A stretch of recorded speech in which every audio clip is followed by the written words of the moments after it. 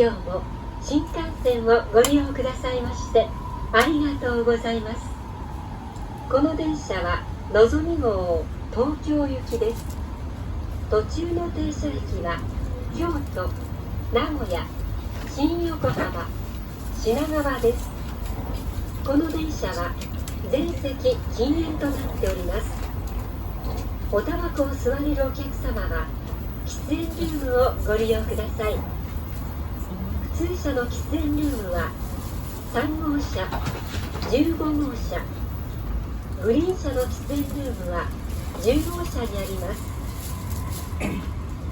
駅及び車内への危険物の持ち込みは禁止されております。不審なものや行為にお気づきの場合は乗務員または駅係員までお知らせください。Welcome to the Shinkansen. This is the Nozomi Super Express bound for Tokyo. We will be stopping at Kyoto, Nagoya, Shin-Yokohama and Shinagawa stations before arriving at Tokyo Terminal. Smoking is not allowed on this train except in the designated smoking rooms located in cars 3 and 15.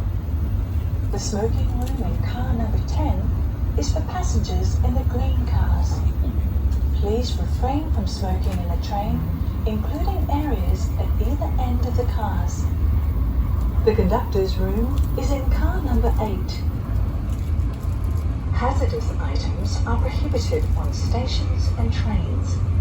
If you notice any suspicious item or behaviour, please notify staff immediately. Thank you.